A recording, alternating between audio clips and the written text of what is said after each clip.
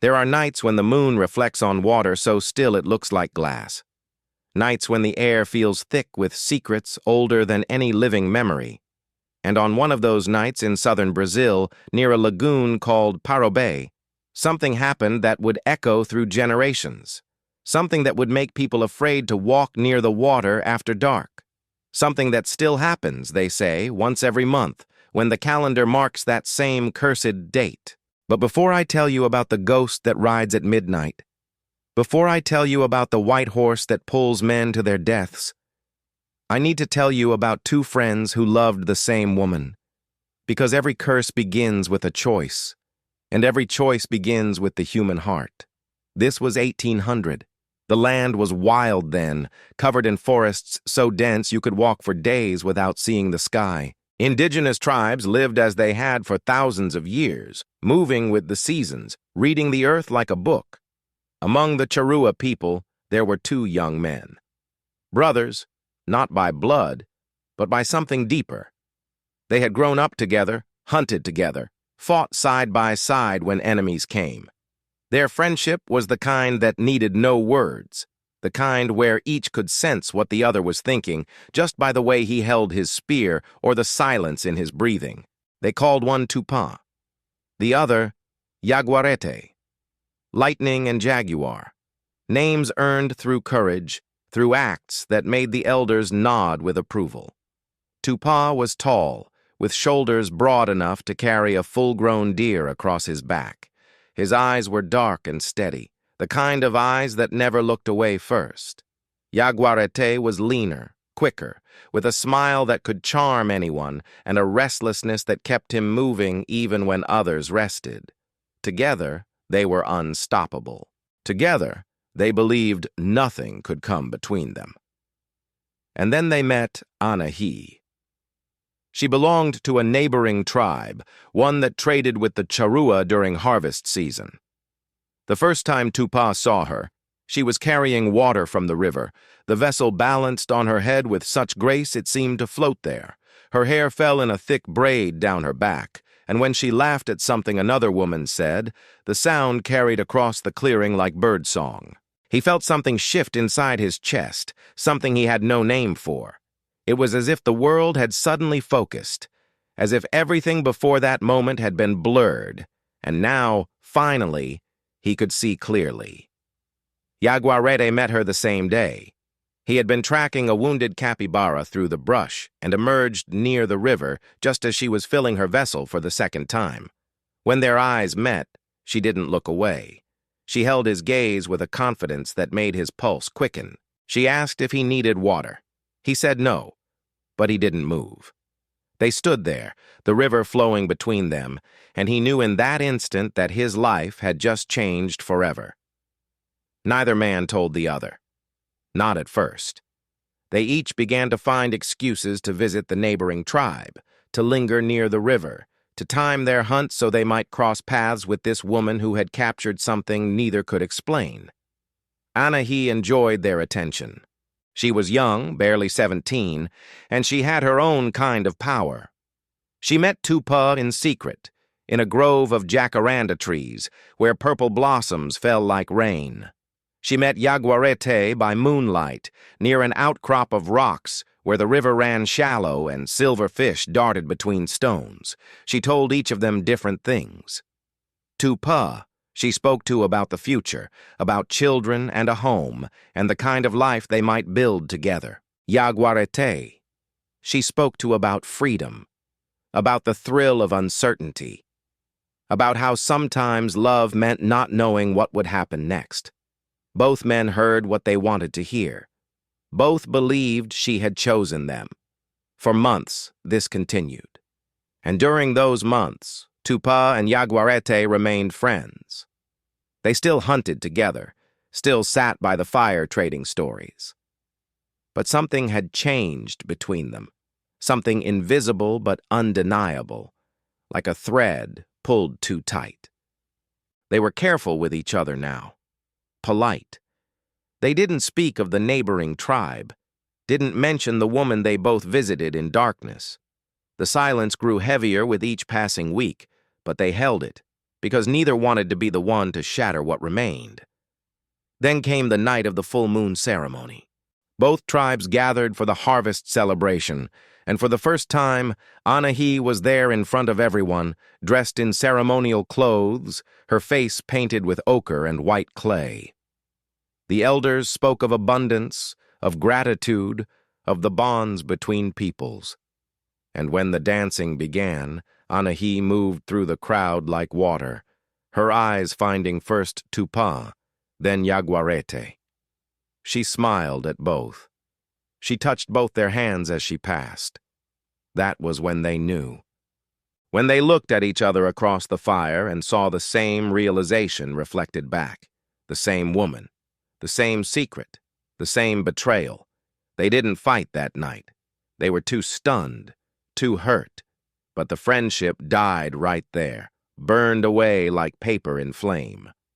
Tupã left the celebration early, walking alone into the forest, his mind a storm of anger and grief.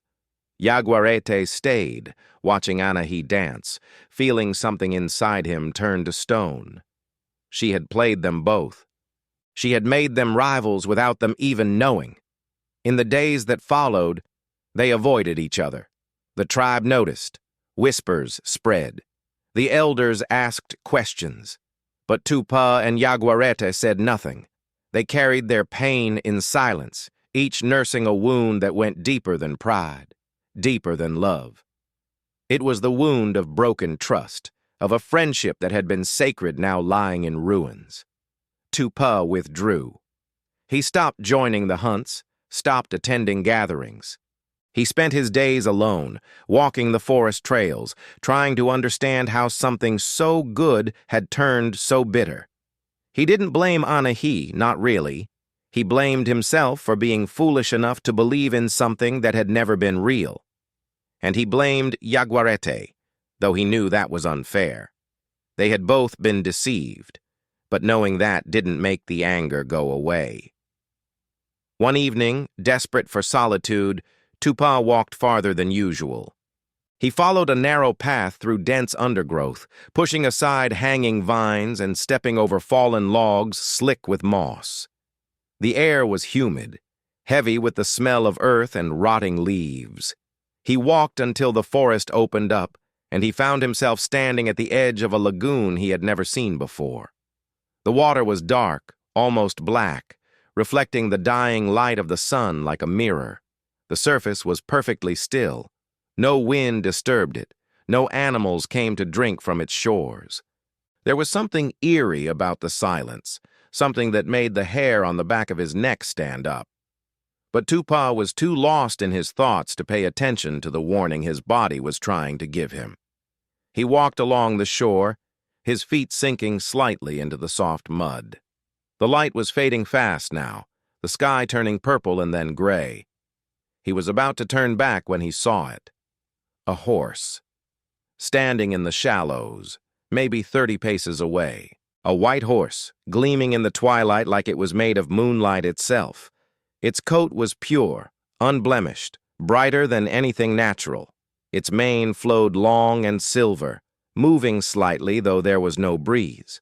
It stood motionless, watching him with eyes that seemed almost human in their intelligence. Tupã froze. Horses were rare here. The tribes didn't keep them, and the Portuguese settlers were still far to the north. To see one here, in this remote place, was impossible.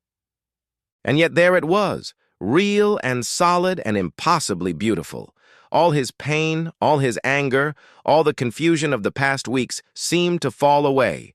Here was something pure, something untouched by lies or betrayal, a creature of such beauty it made his chest ache. He wanted it. He wanted to possess that purity, to capture it, to have something that was entirely his and could never be taken away.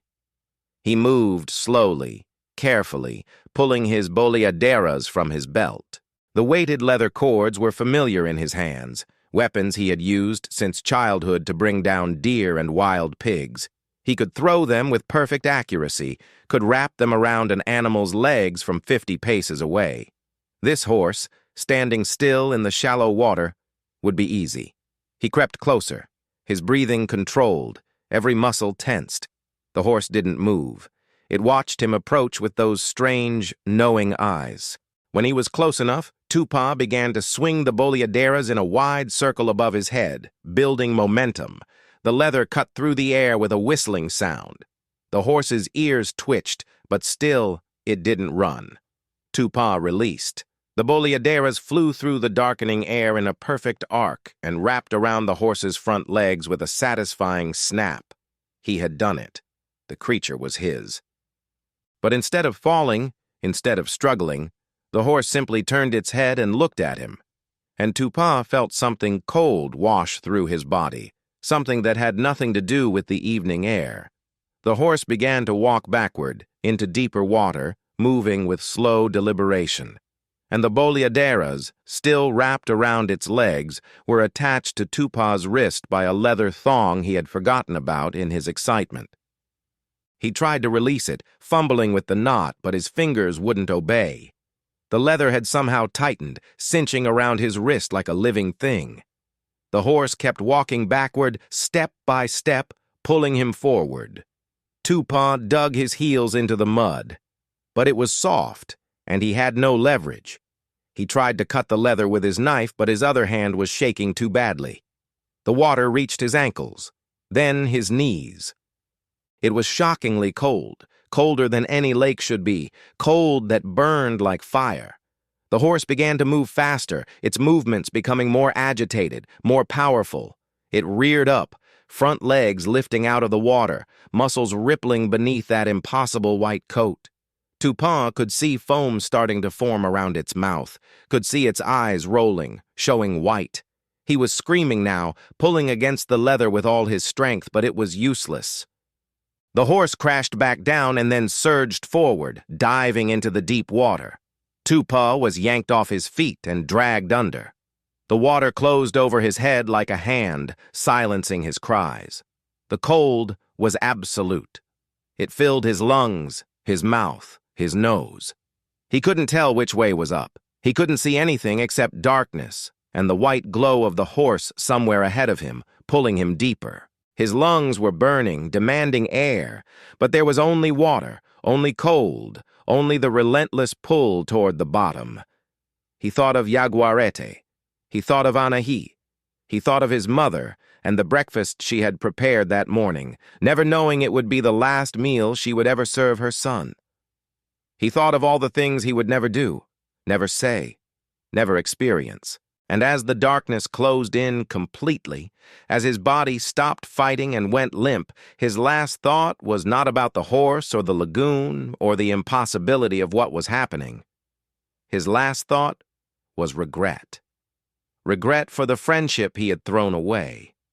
Regret for the anger he had carried when he should have sought forgiveness. Regret for walking away when he should have stayed and fought for what mattered. And then there was nothing.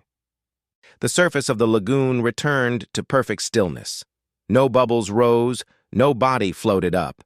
It was as if Tupã had never existed, as if he had been erased from the world completely. The white horse was gone too, vanished into the black water without a trace. When Tupã didn't return that night, the tribe organized search parties. Yaguareté, despite everything that had passed between them, was the first to volunteer. They searched for 3 days, covering every hunting trail, every clearing, every part of the forest Tupã might have walked. They found nothing, no tracks, no sign of struggle, no body. It was as if he had simply dissolved into air. Some said he had run away, ashamed of the conflict over Anahi. Others whispered darker things, that he had offended the spirits and been taken as punishment. The elders performed ceremonies, asked the ancestors for guidance, but no answers came. Eventually, reluctantly, they held a funeral ceremony without a body, singing Tupã into the next world even though they didn't know for certain he was dead. Anahi wept at the ceremony. Real tears, tears that seemed to come from genuine grief. Yaguareté watched her cry and felt only emptiness. The anger was gone, but so was everything else. He had lost his brother friend, and what did he have to show for it? A woman who had played them both like instruments, who wore her sorrow like a performance. He never spoke to her again. He never married. He spent the rest of his life alone, hunting, surviving, but never truly living. Because the best part of him had died with Tupã, had drowned in whatever darkness had taken his friend. A month passed. The moon cycled through its phases and returned to full. It was midnight when the first person saw them. An elderly woman from the neighboring tribe had been walking home late from tending to a sick relative. The path took her near the lagoon, that strange dark water that people had started avoiding without quite knowing why. She was hurrying, wanting to be home before the night grew colder, when she heard it. The sound of hoofbeats, heavy, rhythmic, growing louder. She turned and saw them emerge from the lagoon. First the horse, that impossible white horse, rising from the water as if climbing invisible stairs. Water streamed from its body, but left no trace, no wetness on its coat. It gleamed in the moonlight like polished bone, and on its back, slumped forward, barely holding on, was Tupã. She knew him immediately. She had seen him many times before his disappearance. But this was not the vital young man she remembered. This was something else. His skin was gray, his eyes hollow and dark. He moved like someone in a dream or a nightmare, his hands tangled in the horse's mane, his legs gripping its sides with mechanical desperation. He looked neither left nor right. He didn't seem to see her standing there, frozen in terror. The horse began to run. It moved with terrible speed, its hooves striking the ground without sound, leaving no tracks. It circled the lagoon once, twice, 3 times, and with each circuit Tupã's mouth opened as if he were screaming, but no sound came out. His face was twisted in an expression of pure anguish, of suffering so complete it was almost inhuman. The old woman fell to her knees, unable to move, unable to look away. She watched them complete a 4th circle, a 5th, and then, as suddenly as they had appeared, they plunged back into the lagoon. The water accepted them without splash or ripple, closing over them like a wound healing. And then there was silence. Silence, and the old woman's ragged breathing, and the knowledge that something unholy had just taken place. She ran home as fast as her aged legs could carry her and told everyone what she had seen. Some believed her. Others said she was mad, that grief and darkness had played tricks on her eyes. But exactly 1 month later, 2 young hunters saw the same thing. The white horse, the gray rider, the soundless hoofbeats, the tortured circles around the lagoon. They too ran, and they too told the story. It happened again the next month, and the next. Always on the same date, always at midnight, always the same terrible ritual. Tupã and the white horse, bound together in some curse that would not release them, doomed to ride forever in silent agony before returning to the depths. Word spread. People stopped going near the lagoon. They told their children to avoid it, told them the story as a warning. Don't let jealousy consume you. Don't let anger drive you to isolation. Don't seek to possess what cannot be possessed, because the lagoon remembers. The lagoon keeps what it takes. And once every month, it reminds the world that some prices are paid forever. Yaguareté heard the stories. At first he didn't believe them. Then, against his better judgment, he went to see for himself. He waited by the lagoon on the next appointed night, hidden in the bushes, his heart hammering so hard he thought it might burst. And when midnight came, when the horse and rider emerged from that black water, when he saw his friend's tortured face, he fell to his knees and wept. He wept for the friendship they had lost. He wept for the stupid pride that had kept them from talking, from forgiving, from choosing each other over a woman who had valued neither of them. He wept for Tupã's suffering, for this endless punishment that seemed so disproportionate to the crime of simply being human, of simply feeling pain and seeking solace in the wrong place. And he made a decision. The next month, when the appointed night arrived, Yaguareté returned to the lagoon. But this time he didn't hide. This time he stood at the water's edge, waiting. When the white horse emerged with its gray rider, when they began their terrible circuit, Yaguareté stepped into their path. "Brother!" he shouted, his voice breaking. "Brother! I'm sorry. I'm sorry for everything. I forgive you.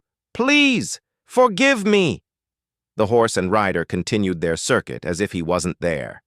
They passed right through the space where he stood, and for a moment, Yaguareté felt a cold so intense it stopped his heart. He collapsed, gasping, feeling like he had been turned inside out. When he could see again, they were already disappearing back into the water. But something had changed.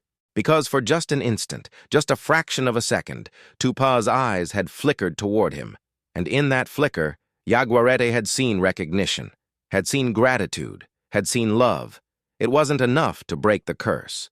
Tupã still rides every month, still emerges at midnight with the white horse, still circles the lagoon in endless torment. But Yaguareté never went back. He died many years later, an old man, and some say his spirit found Tupã's in whatever realm lies beyond this one.